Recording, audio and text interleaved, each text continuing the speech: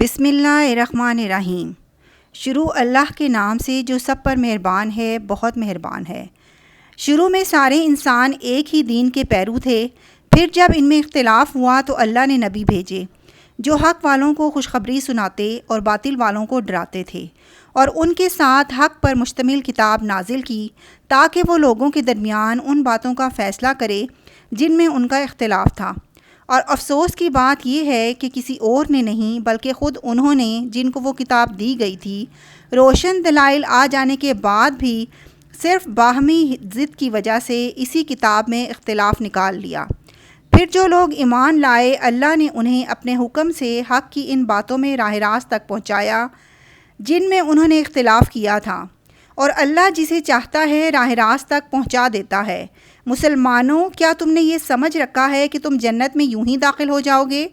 حالانکہ ابھی تمہیں اس جیسے حالات پیش نہیں آئے جیسے ان لوگوں کو پیش آئے تھے جو تم سے پہلے ہو گزرے ہیں۔ ان پر سختیاں اور تکلیفیں آئیں اور انہیں ہلا ڈالا تھا، یہاں تک کہ رسول اور ان کے ایمان والے ساتھی بول اٹھے کہ اللہ کی مدد کب آئے گی۔ یاد رکھو، اللہ کی مدد نزدیک ہے۔ لوگ آپ سے پوچھتے ہیں کہ وہ اللہ کے خوشنودی کے لیے کیا خرچ کریں۔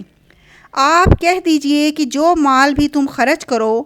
وہ والدین، قریبی رشتہ داروں، یتیموں، مسکینوں اور مسافروں کے لیے ہونا چاہیے، اور تم بھلائی کا جو کام بھی کرو اللہ اس سے پوری طرح باخبر ہے۔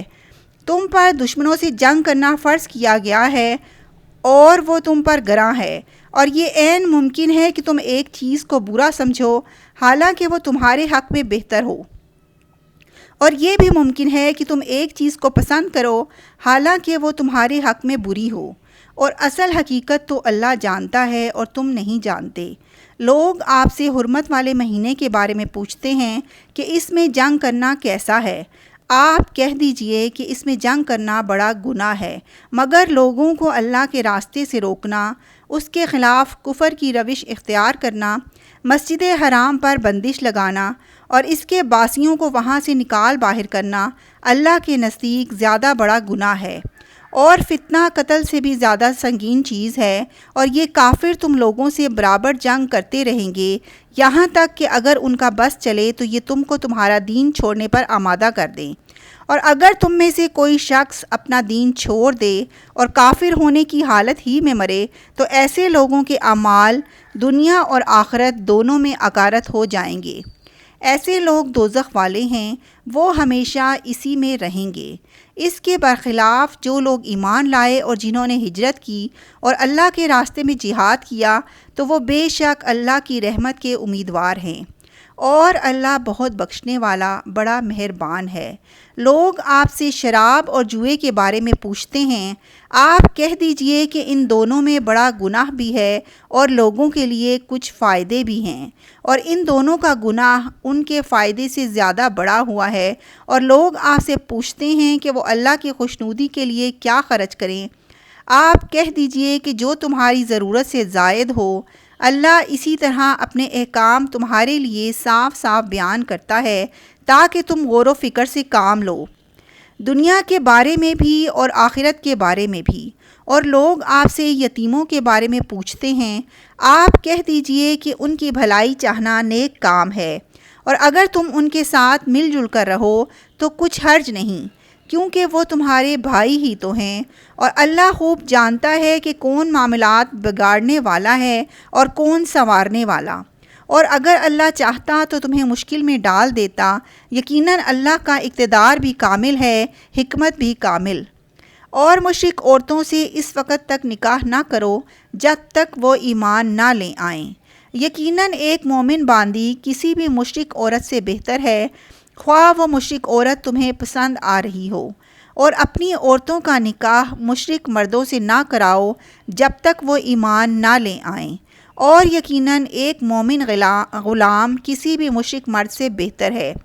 خواہ وہ مشرک مرد تمہیں پسند آ رہا ہو۔ یہ سب دوزخ کی طرف بلاتے ہیں، جبکہ اللہ اپنے حکم سے جنت اور مغفرت کی طرف بلاتا ہے، اور اپنے احکام لوگوں کے سامنے صاف صاف بیان کرتا ہے تاکہ وہ نصیحت حاصل کریں۔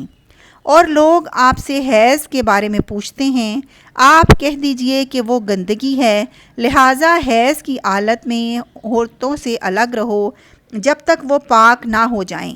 ان سے قربت نہ کرو، ہاں جب وہ پاک ہو جائیں تو ان کے پاس اسی طریقے سے جاؤ جس طرح اللہ نے تمہیں حکم دیا ہے، بے شک اللہ ان لوگوں سے محبت کرتا ہے جو اس کی طرف کثرت سے رجوع کریں، اور ان سے محبت کرتا ہے جو خوب پاک صاف رہیں۔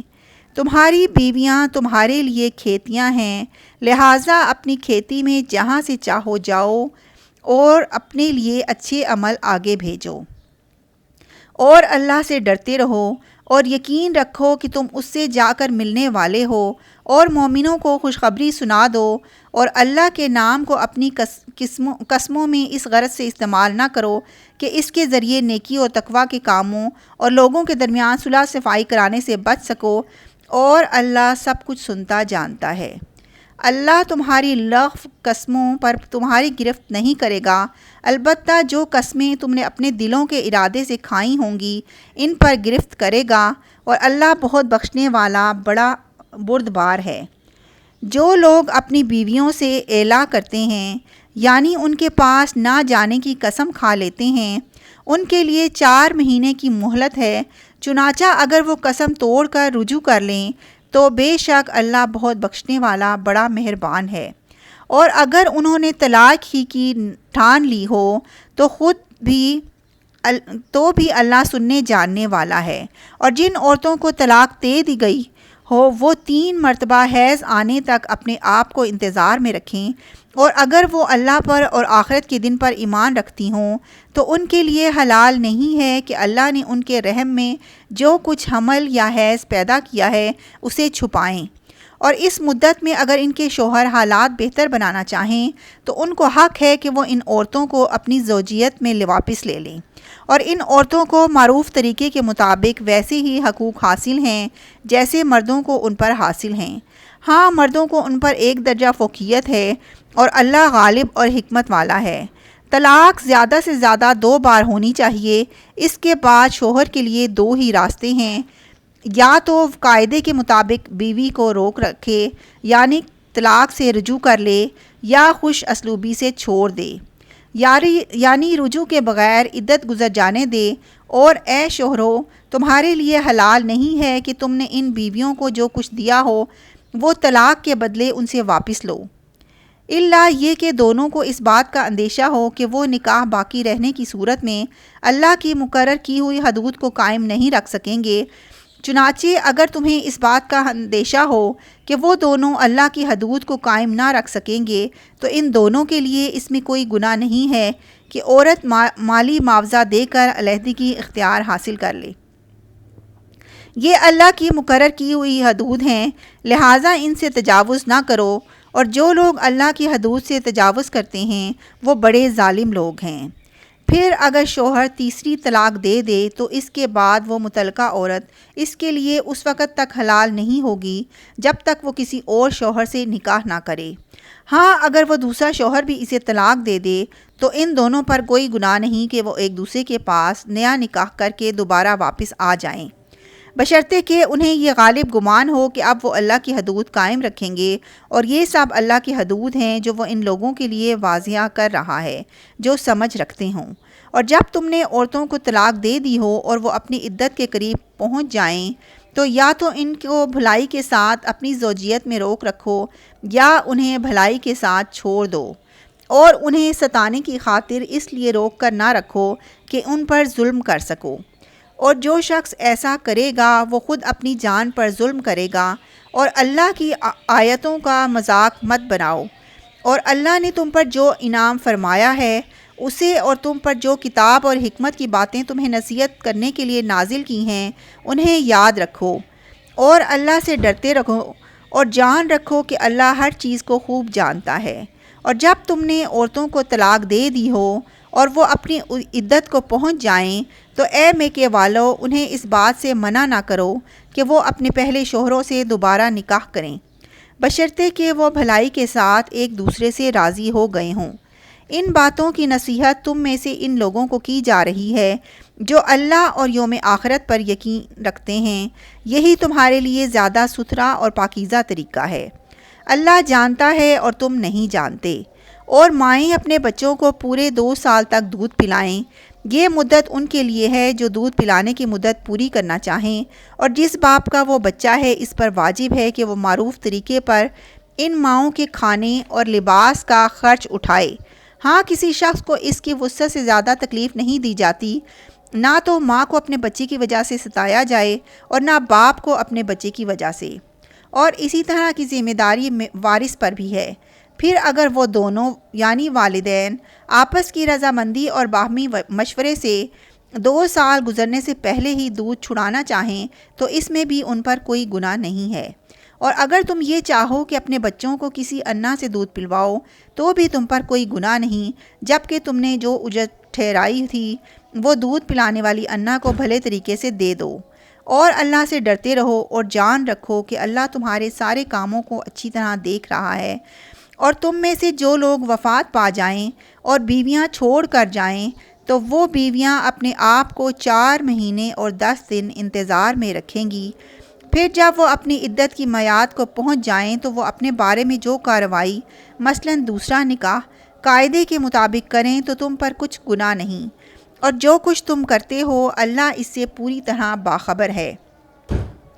اور عدت کے دوران اگر تم ان عورتوں کو اشارے کنائے میں نکاح کا پیغام دو یا ان سے نکاح کا ارادہ دل میں چھپائے رکھو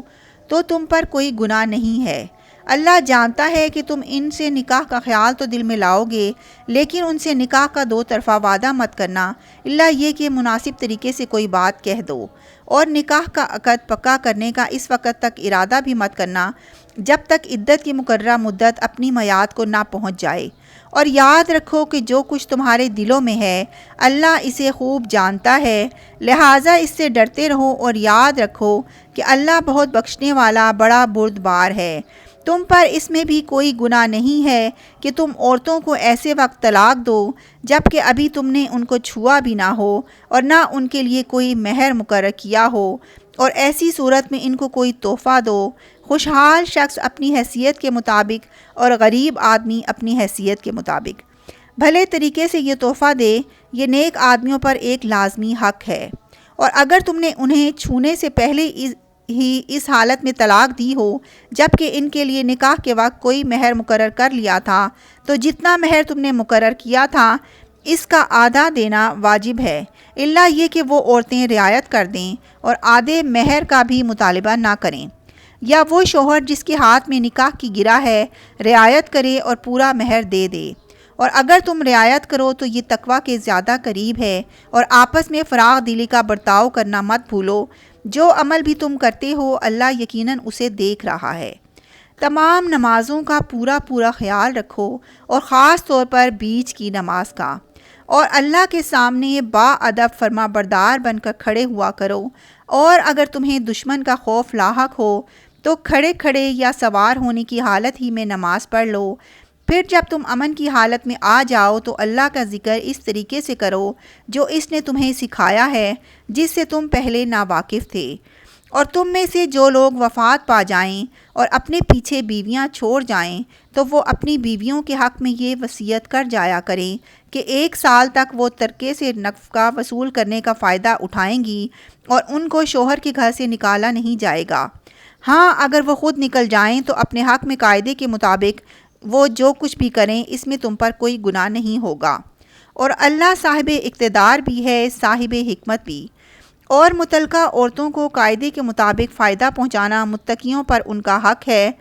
اللہ اپنے احکام اسی طرح وضاحت سے تمہارے سامنے بیان کرتا ہے تاکہ تم سمجھداری سے کام لو۔ کیا تمہیں ان لوگوں کا حال معلوم نہیں ہوا جو موت سے بچنے کے لیے اپنے گھروں سے نکل آئے تھے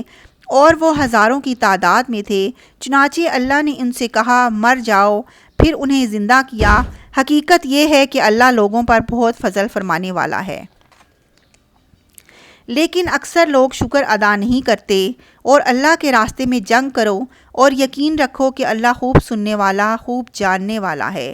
کون ہے جو اللہ کو اچھے طریقے پر قرض دے تاکہ وہ اسے اس کے مفاد میں اتنا بڑھائے چڑھائے کہ وہ بدرجہ زیادہ ہو جائے، اور اللہ ہی تنگی پیدا کرتا ہے اور وہی وسعت دیتا ہے، اور اسی کی طرف تم سب کو لوٹایا جائے گا۔ کیا تمہیں موسیٰ کے بعد بنی اسرائیل کے گروہ کے اس واقعے کا علم نہیں ہوا جب انہوں